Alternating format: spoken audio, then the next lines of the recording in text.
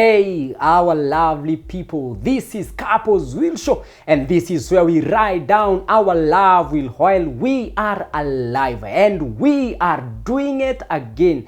This is Friday. Yes, you know how we do it. We are so much excited to be on air, and we are grateful for your love. Thank you for your support. Thank you for all that you have done, following us, liking, sharing. We appreciate you so much. And tonight, it's a special edition. Yes, you can see mpaka luku ni tofauti. It's a special edition. The first time I am hosting a young man. Yes, he is not married for the first time. I know this is couples show, but he is not married. Oh yes. Yeah. Why? Because last week but one, we were talking about how to parent teenagers. And so he has come here to speak on behalf of teenagers. And so tonight we are asking, are we spoiling our children? Yes. And I have an amazing guy. He's a young man. He's a filmmaker and a film producer and the director of Experience Media. His name is Mike Moikia, and he will be with us this beautiful night so that we can tackle these issues. My name is Willy Kinyash. Karibu sana. Yes, Mike. Ambo. Good to see you. Shikilia tano. Unakaa fiti? You say I'm the first young person in this show. Yes, I've never hosted a young person. Wow. It's a privilege. I've always hosting family people. It's a privilege. Yes. I'm glad. I'm happy being here. Yes. Yes, amazing. Karibu sana. Asante. Unakaa poa? Thanks man. Ni neema. Ni neema. Nakulala mapema. Neema na kulala mapema. Kulala mapema. It's good to be young. Yeah. Hey, it's good to be young. Yeah, so karibu sana. Thanks. And so we are asking, are we spoiling children as parents? And so at first, najua exam ilitokea KCPE. Yeah. Na Jana. kuna watoi wako na stress. I want you to speak to the parents It first. happens. Nataka uongelesha wazazi wenye wana stress watoi. I think God ametupea kila mtu capabilities zake. All of us are granted our own unique capabilities as beings. And I think it's not like all of us have to perform and get B's and A's. There are other employable skills that we can explore and help these kids become even better people and better human beings. So that's all. Mtihani see, it's not the end of everything. Yes. But I think the academic component in a child needs to be there, needs to be encouraged so that they can reason things out differently, even though they don't have to perform the same way. Wale wamefail, ama wale hawajapata grade walikuwa na expect. I think as the parents, I'm not a parent yet. No, I'm a parent by the way. But mine is going to be 4. Yeah, so sijaanza kulipa school fees ile ya kufeel. But I think because I was a student not long ago, the pressure that parents exert on their children should not really be on if they performed so bad. I think there are still other capabilities these children have, and I think if they are having honest conversations, children and parents, they're able to explain themselves and say, mimi nataka kufanya hii. Yeah. Wale wamepita, best wishes with the college life ahead. Yes. Yeah. Thank you. And you want to say this, wenye wameanguka sio mwisho wa dunia. It is not a death sentence, and there's so much ahead of them. So parents, let's encourage them. Wacha tuwatie nguvu, because when we fight them, we'll put them down. Tusiwapatie pressure. Sawa, tusiwapatie pressure. It is okay. Encourage them. I know they can do better. I know of people who failed in their KCSE, that is Form 4, and then wakaenda uni. Ilikuwa inaitangwa nini? Kama ulianguka na umeenda uni. Oh, you bridge? Yes, ameenda kubridge and then akaperform vizuri sana. I have several friends ambao wamefanya hivyo. So let us encourage them, and I know it is going to be well. Yeah. Away from that, are we spoiling children? So where are we failing as parents? Yes, we are. primarily is preparing children and the young ones on how to approach life. Because we live in a family, but then there is life outside the family. And life outside the family is not gentle. It's not always kind. It's not patient. So the way we see, the way I see my age mates, how they were brought up and how I was brought up, sometimes is very different. You can tell by our mannerisms that we are not brought up the same way. So kuna from a very personal experience, because I run a studio, and we do a lot of filming and many activities happen there, birthdays. Some people have even come to propose there. They prop the place, they do all manner of things. So children come and their parents. And once in a while I'm able to compare and to see how parents relate with the young ones. You know, the 4-year, the 5-year, up to the teenager, 18, 19. And I can tell you, the young person of 2021, and a 21-year-old of 2021 is very different from a 21-year-old of 2000. You know, the 21-year-old of now is privileged to have fast communication, and they want to spend more time online, and they want to get things done. Alafu kuna kale ka pressure ka kuomoka. Hako kwanza kana testa sana. Kana testa. Because there's also a level of looks that people want to have because of what they see online, you know, through the adverts and all that.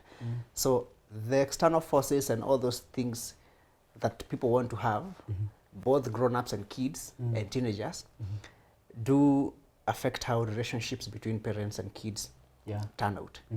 So if you ask me if we are spoiling our children, I think it's a very relative question, because a good parent knows how to do, what kind of communication to have with their children.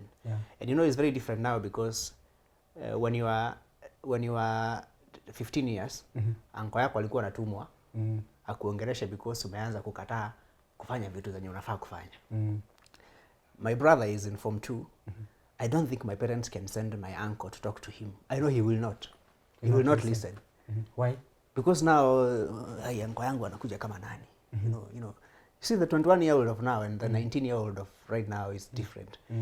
Because you know, with the way the world is developing and what we may call civilization and globalization, we want to feel like we can make proper and sane and good decisions all the time on our own, even when we can't. And I think the bottom line for me on that question is, yes, we may be spoiling our children, but the threshold ni pale kwa communication. You can't give what you don't have. Because you know, children copy what the parents do when they are this height.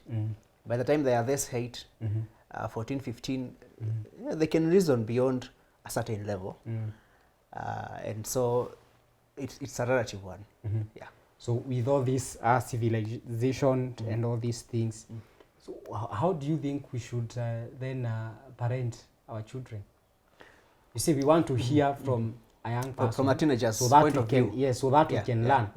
And the people who are watching us, they can learn and see what are we. When I was in Form 2, there are so many things I felt my parents need to understand about me. Mimi nilikuwa nataka kuwa musician. By the way, I tried to be a rapper. I can still rap. I made songs. I've been on big shows performing as curtain raisers, as a curtain raiser. So mimi nilikuwa najua, I think I want to follow this route. A section of my family was not for that, because of course at Form 2, they want me to concentrate with studies. Now there are those young people I know, my nieces, my nephews, they want to be dancers. My baby brother of now 18 years is a fantastic acrobatic. He started when he was in primary school. For some reason, my parents didn't have an issue with that. But my parents had an issue when I wanted to be a rapper. You know? So you know, earlier I told you, if there is proper communication between the parents and the children, it creates a very good environment for mutual understanding, for growth, and for, you know, primarily mutual understanding.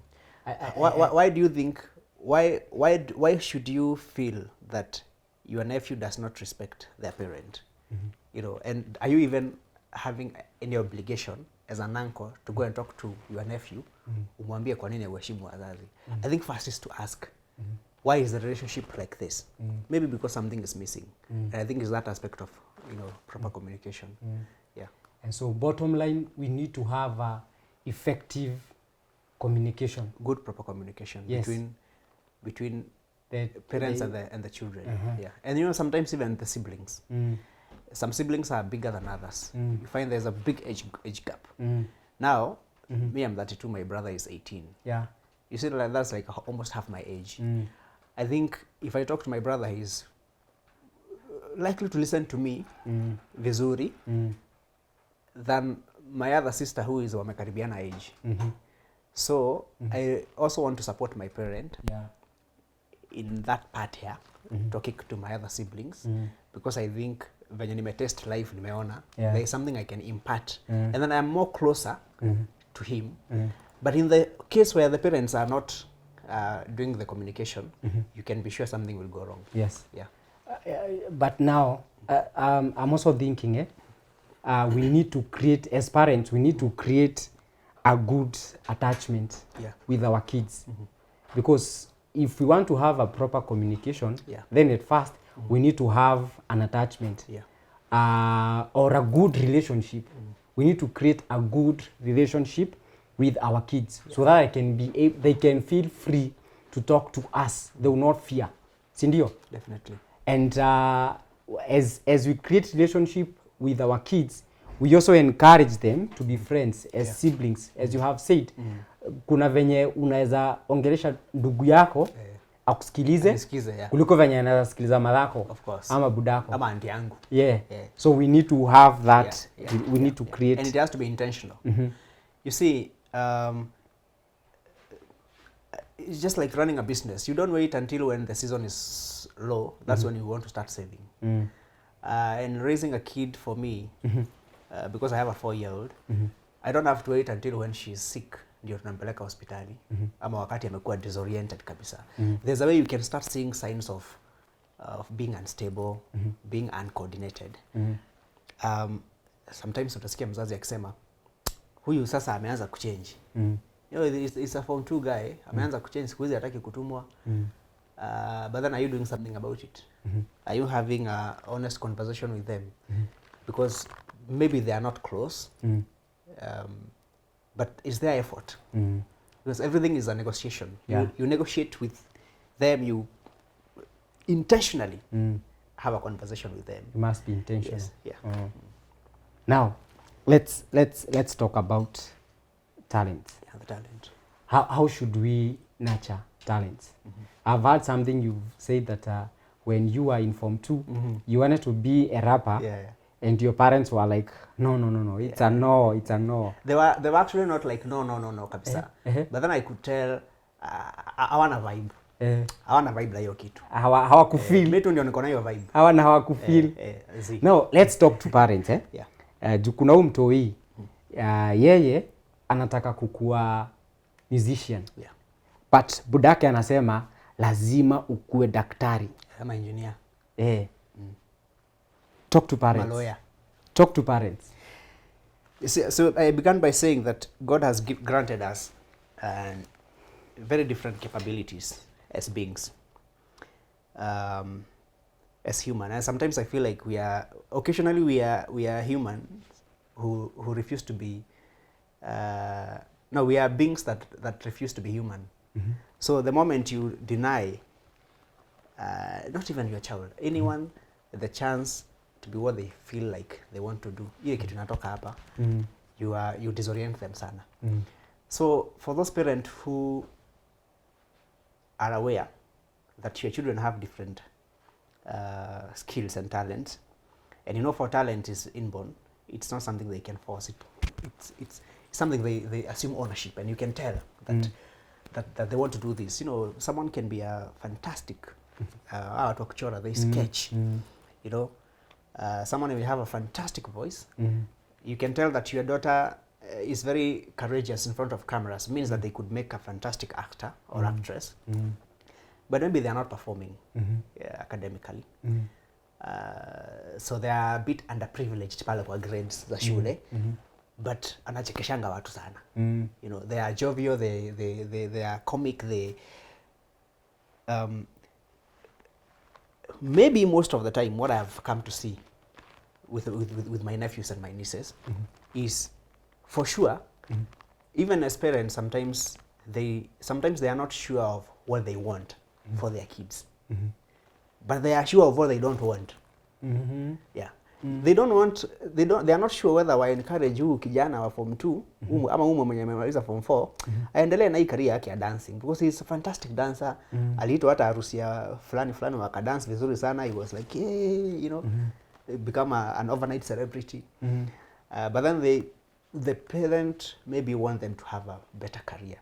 So what is the better career? Or what is a better career? For me, I think it's getting to support the children as much. Ile kitu wanafanya, so long as you approve that it's not haiharibu ile foundation ya morals yenye umemwekea. Kama ni kitu unaona inatoka hapa, please support them. My brother is a fantastic acrobatic. Nowadays I feel like he's not doing it, but I used to love to see him jump, and then he turns and then he steps down, and he's fantastic. It looked very risky at some point, and then I started to see that he's very passionate with it, and he's super fast, super fast. And I thought it's something he could use in future. I don't know where. I'm not sure yet. But he's average. He's an average performer in school. And I'm not his parent, but as an elder brother, I want to see him, of course, maintain good morals and good values. He may have some goals that I'm not sure of, because he's now 17, almost 18. But what I want to encourage the parent is support that talent that you see clearly, that mtoto wako ako nayo. Bring them to people like us. We shoot films, we deal with young people every day. Let us have a conversation with them. There is a way I can mentor my nephew easily than their parent or than their uncle. Yeah. And I'm going to tell them the real situation of how the raya is. But the parent may not be able to do that, because mostly every parent wants their child to succeed. But then you see, there is no way to guarantee them that they are going to succeed here and here. Yeah. I think we need to encourage them a lot. As we are talking, I remember of one of the king comedies in our nation. He's making a lot of money through comedy. But I remember him once saying on a national television that mamake anamuulizanga, wewe utatafuta kazi siku gani? Because for the mother, ana feel like bado hajapata kazi. Kwa sababu maybe alikuwa ana expect akuwe mwalimu ama daktari. You see? But and to look formal. Yes. But for him, he's okay. He's making money. He's feeling he's okay. He's passionate about what he's doing. And so we need to encourage our kids to do what they feel. This is what I'm passionate about doing. I have a friend who went to KU, and he did sciences. But for him, he wanted to do music. But the dad said no. And so this guy, he was very wise. Alisoma KU, akafanya that course for 4 years. And when he graduated, akapelekea baba yake certificate, akamwambia ndio hii certificate yako. Nimekusomea, sasa wacha mimi niende nikafanye muziki. You see, this guy has wasted his 4 years and even your money. To impress the father. And even your money. And so it is important to encourage our children to but there's one thing. Dreams. You see, age comes with wisdom. But sometimes it's tragic when age comes alone. Now parents wameona vitu mingi, let us acknowledge that, and let us accept that. The idea of parents encouraging their children to study, that one I'm very comfortable with. Even though maybe there may be a failure on what to study. To study, yes, because you know college helps us to reason things out differently. Like I said, you can't reason like someone who didn't go to college. Go to school, yeah. Because those corridors and those conversations in the lecture rooms and all those things, unafunguka, unakuwa rational. You start seeing life in a broader perspective, and I think also that one helps. Those kids who are still not sure of what career to follow, maybe along that route of the 4-year, 3-year course, they may be able to identify and discover what they want to do. I don't do what I studied on a daily basis. Even what I studied, I cannot even use it as a side hustle. I don't think I'm interested, but at least I studied. And there's some knowledge you have. That course I did at JKUAT University, and the people I used to study with, I can tell you, actually none of us is employed. My classmates, the ones I know, maybe very few who got employed maybe last week, because I'm not sure. I've not talked to them. But those of us who the ones I know, we use that knowledge to argue things and to negotiate. Now, if someone does not want to study, it means that they're going to be underprivileged kwa hii part ya negotiate. Because in your life you have to negotiate everything, even crossing the road, even what to take and what to. Now, if you cannot negotiate wisely, it means you are likely to make some impaired decisions once in a while. And there's a parent who called me, a mother, a very random person, I have never met them. And they say, hi, tumepewa hii namba yako na watu fulani wametuambia unaweza tusaidia. Aliza anawasaidia aje? Kuna msichana wetu hapa amewekwa kwa music video chafu sana. Okay. What do you mean chafu? Maneno inaongewa hapo ni mbaya, hata video ni mbaya sana. Kwa nini? Watu hata hawana nguo wengine. So how do you want me to help you? Sisi tumeambiwa wewe unaweza ambia huyu msanii atoe hiyo video kwa YouTube. And then I'm wondering, mimi ninaambia huyo msanii as who? But you know, because I was registered as a film agent with Kenya Film Classification Board, so I had a mandate to give people licenses to do any audio visuals. But my license had expired, but those guys at Ezekiel Mutua's office still acknowledge that I can do some of those things. So the mother says, you talk to the artist, msichana wetu hatakuwa kwa hiyo video. So I asked, what is the name of the video? Blah blah blah. I go to YouTube and check. Yeah, the video is not as good. Then msichana wenyu ni mugani hapa? Ni huyu mwenye amevaa hii na hii na hii. So I look at the video, and that particular girl is cooperating so much in that video to a point that video would not have made sense without her. Would not have been colorful without her. And you know, she's stepping on the pickup. Miguu iko juu, mikono iko chini. Then the rest of the body is doing all the magic. Of course, the mother would have been very disturbed by that one. And this artist, they are very upcoming young guys who they had 575 views in a week, and that was a big deal for them. And you see, even if I had the mandate to tell them to pull down the video, I still would probably not have been very successful at that. So for me was now questioning the girl. Did you see when they were shooting? Yes. Were you comfortable then? Yes. Why are you not comfortable now? You know, they say, no, mimi sikuwa najua video itakuwa mbaya. No, but everything that was shot is what we are seeing now. So the mother is saying, kama utatusaidia utuambie na usitupotezee time. You know, and immediately I sensed there is a problem with upbringing of the child and the girl, because there is no way, kuna vitu huwezi fanya will, because you know you will let down some people who mentored you. Kuna mahali huwezi taka kuonekana. But if you are very reckless, you don't care. So I told the mother, you just talk to your daughter. There's so many people in her age mates, her friends, they are not in this video. Why her? You know? Mbona marafiki zake hawako? And then you know, the brother was there when the video was being shot, the elder brother. The elder brother was very comfortable. Anyway, that's the story of another day. But then you can see before tuendelee sana, maybe I would ask, maybe you'd find that There's some parents ambao they have done all they can. Wamepeleka watoto kanisa, wamejaribu kuongelesha, but bado.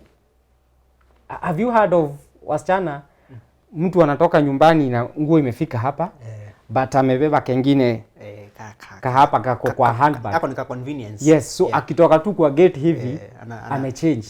Anaingia kwa zile true colors. That unapigiwa picha ya mtoto wako unatumiwa, unasema no, this is not my daughter.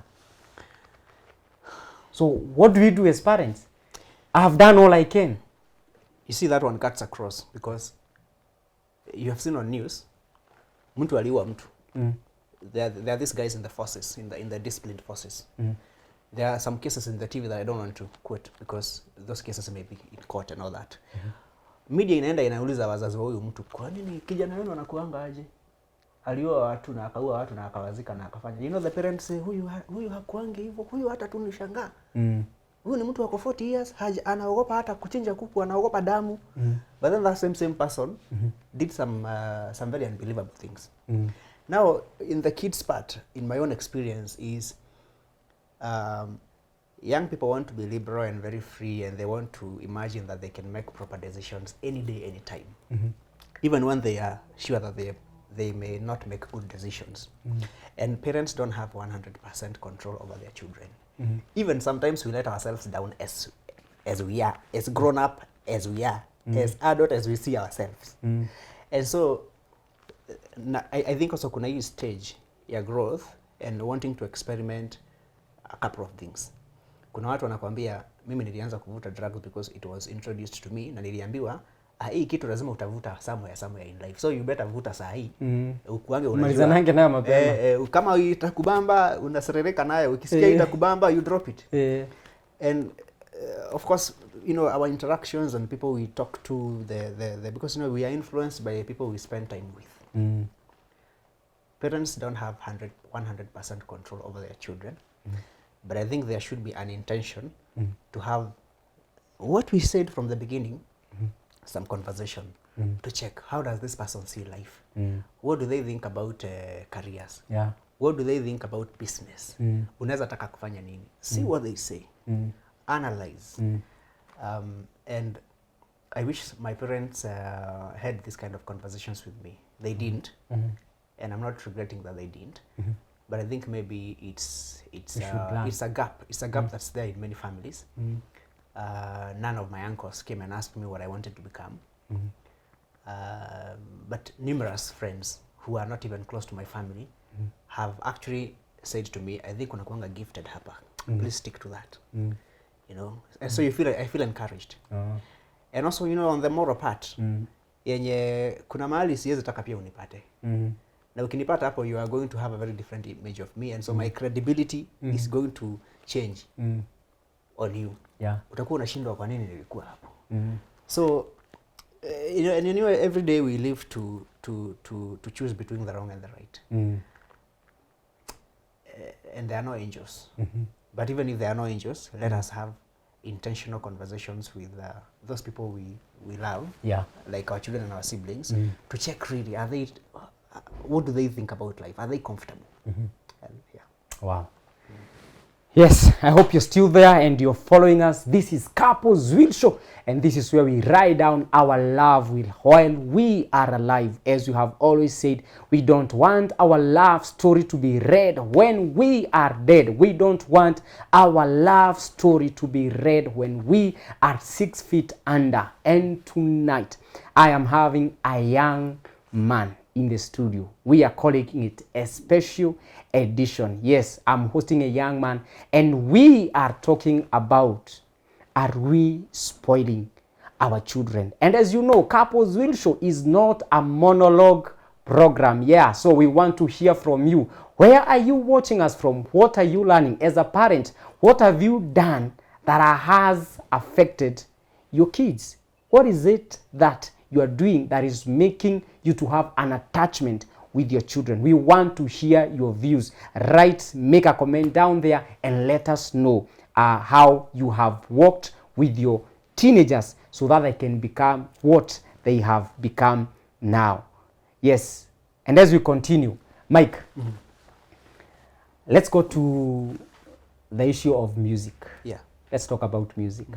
I know you are a filmmaker. Yes. And shooting of videos.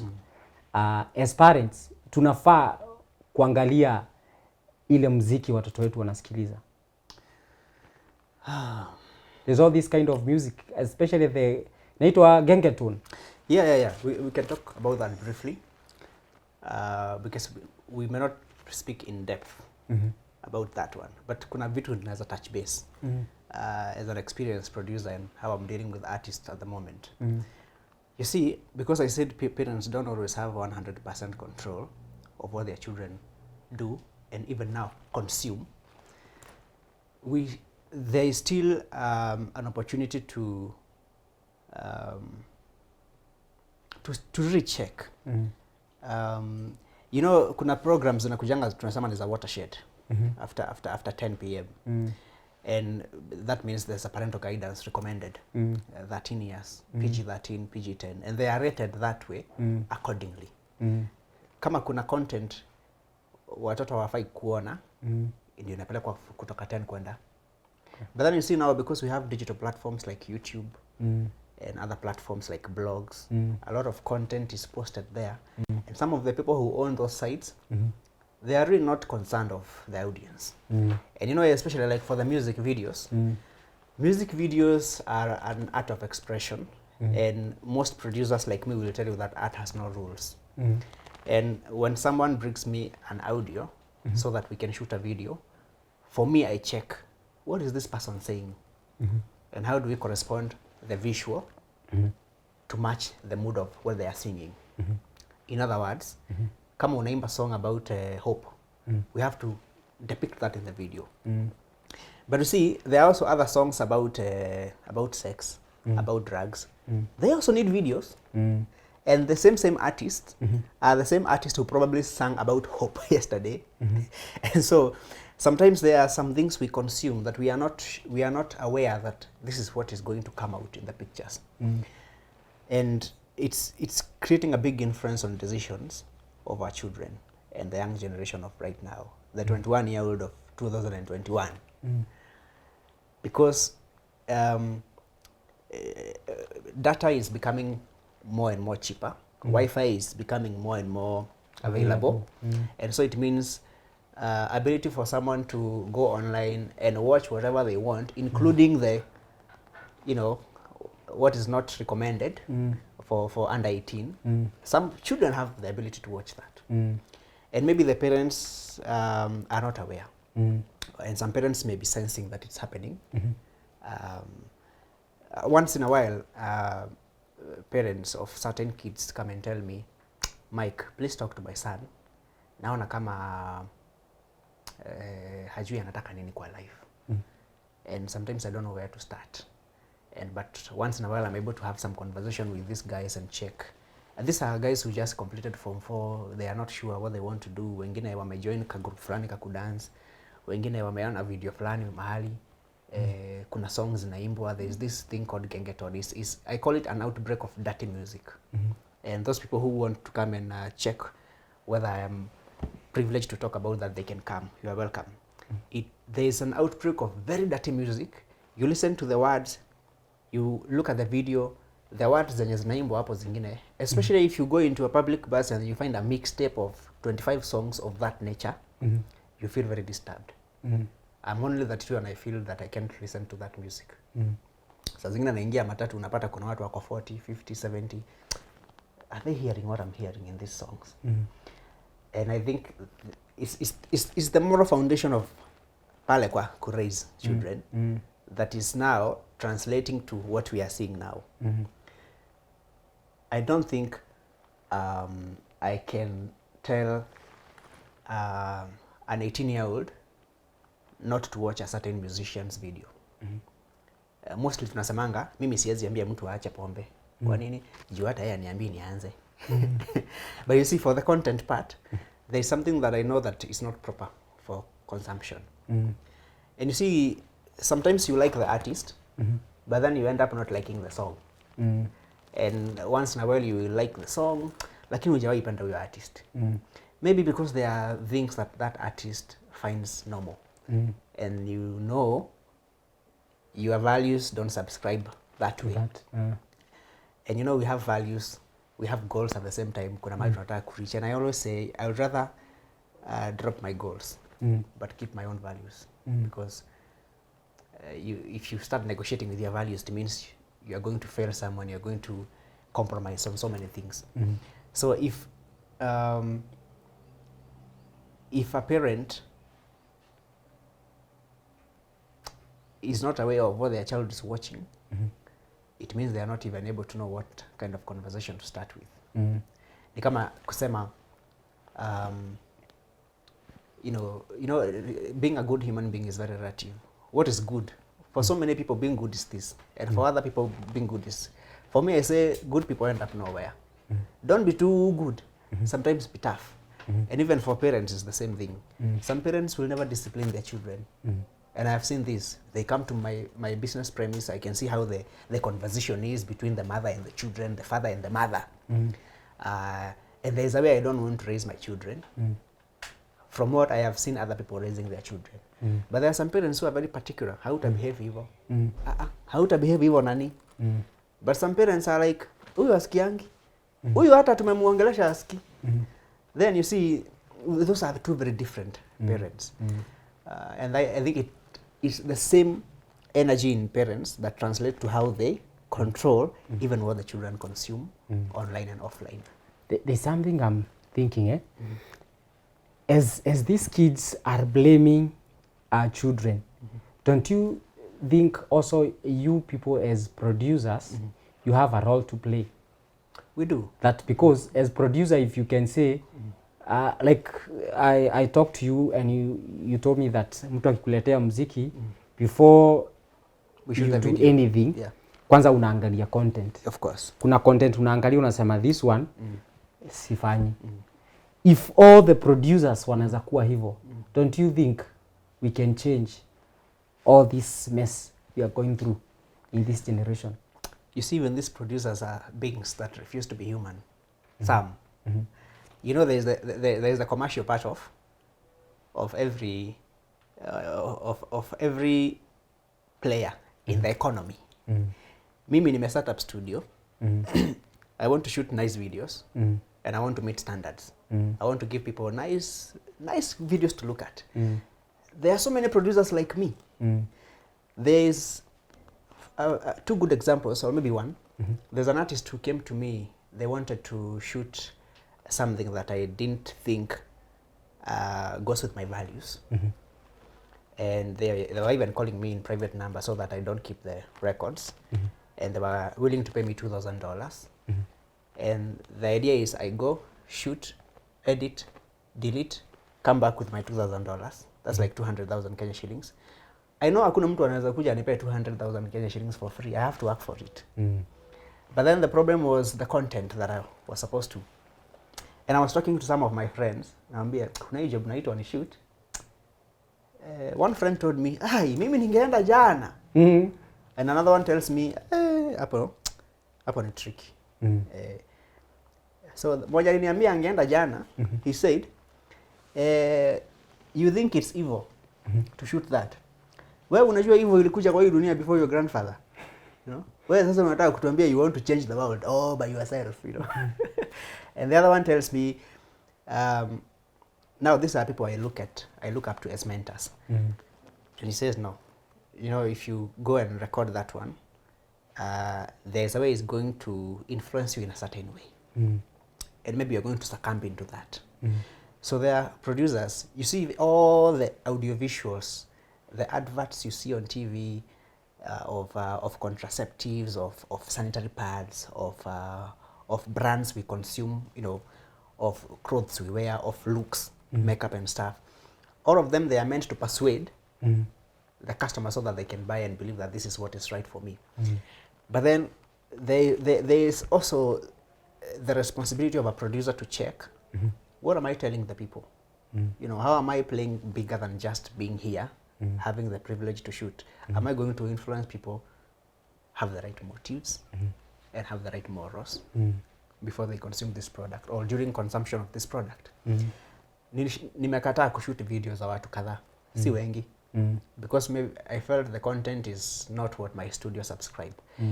And I have a business and an image to protect of that business. So if you feel comfortable to come to that studio, it's because you are comfortable with what we produce and the content we put out. One day if you see us broadcast some very, you know, obscene and explicit content, that is going to affect my credibility on my credibility and how you see me. You may not have the courage to come even and call me to your show. And there are different levels of producers, but I will tell every producer, think about what you are telling the people, because the power is in your hand. Mwenye na advertise hawezi chukua kamera ajishoot, but amekupea hiyo role because you have the skills and the talent to tell people that please buy this product or consume this product. But are you doing it the right way? You know, is God involved there? You know, is there morals in that one? And you know, the question of morals, we cannot talk even 9 days. We need like maybe a lot of months to talk about. And it's something a lot of people conflict about, just like they conflict about matters of faith and all that and disciplines. I think that is the right spirit. And I love that. I pray that God will give our producers to have such a great insight, so that there are some things that they would say no to. Of course. They will not produce some of these bad things we are seeing out there. So thank you very much, Mike, for coming. We appreciate you. I'm glad. Your parting shot? My parting shot? Yes, ongelesha wazazi wanapolea watoto. Yeah, so my parting shot is you can't give what you don't have, and children do and say what they see from mom and dad. So if you set up a good foundation, moral and spiritual, in your kids, it's going to translate to what they're going to become in future. Asante. Wow. Lovely. Asante sana. Tumefurahia sana. Asante kwa kuja. Thanks, man. We are looking forward to having you again. Thank you very much. Yes, and we come to the end of tonight's show. This is Couples Will Show, and this is where we write down our love will while we are alive. As you have always said, we don't want our love will to be read when we are gone. And this can be only found on Wema TV, the voice of hope. My name is Willie Kinyash. And for now, it is a good night. God bless you. Bye.